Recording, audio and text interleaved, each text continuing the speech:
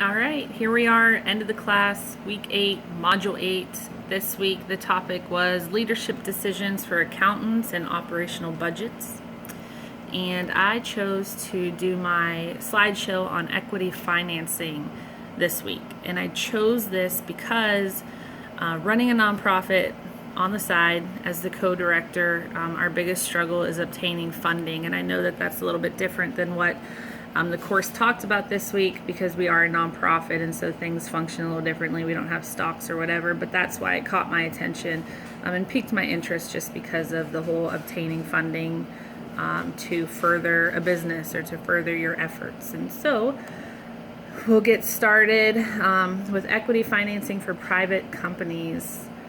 And we're going to start talking about sources of funding. And our textbook says when a private company decides to raise outside equity capital, it can seek funding from several potential sources. And these sources can be angel investors, venture capital firms, institutional investors, and corporate investors. Angel investors are individual investors who buy equity in small private firms. Venture capital firms, it's a limited partnership that specializes in raising money to invest in the private equity of young firms. Institutional investors are organizations that manage large amounts of money, such as pension funds, insurance companies, endowments, and foundations. And that piqued my interest with nonprofits because endowments and foundations would apply to us. Corporate investors, they purchase equity in younger private companies and they might invest it for corporate strategic objectives. Funding and ownership, when a company's founder decides to sell equity to outside investors for the first time, it's common practice for private companies to issue preferred stock rather than common stock to raise their capital. Preferred stock is issued by mature companies such as banks. They usually have a preferential dividend and seniority in any liquidation and sometimes special voting rights. Typically, this does not pay regular cash dividends. They usually give the owners an option to convert the preferred stock into common stock at a future date, and they call this a convertible preferred stock. It's going to have all the future rights and benefits of common stock if things go well.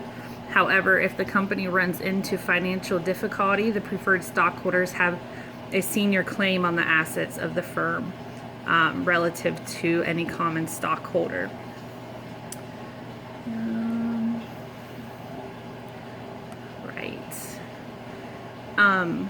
And then a company always has the option to go public with their stocks. And so like any relationship, the one between a firm and its investors is subject to change as needs and resources develop. And so our textbook talked about an exit strategy, which is an important consideration for investors in private companies. It details how they will eventually realize the return of their stock investment. And there's two main ways that investors can exit.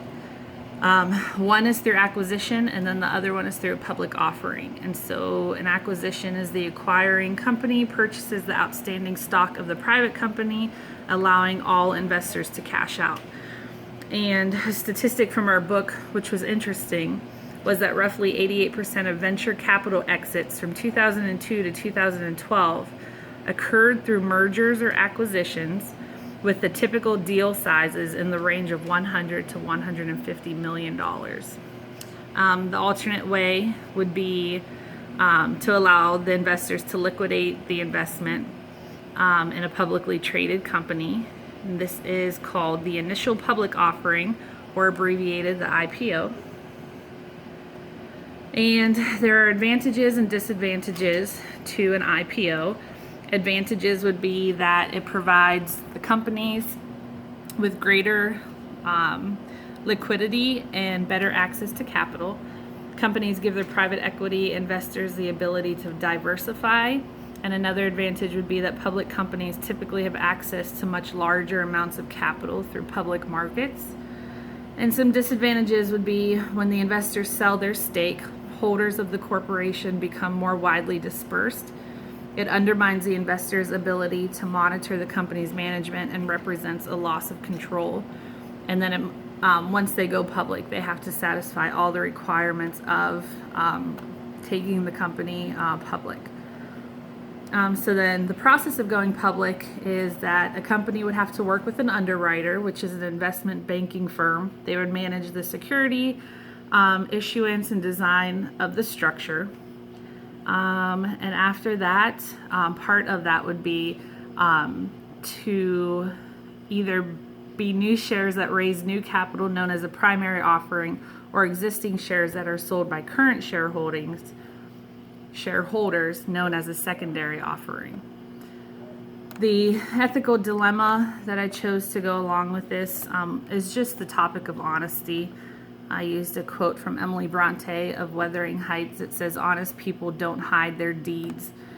And I think that in any business venture, when you're dealing with any sort of change or growth in a business, or anything to do with stocks or investments, there's always a temptation to be dishonest. And so I just think that good communication, transparency, and honesty will help build trustworthy relationships among everyone involved in any sort of business deal.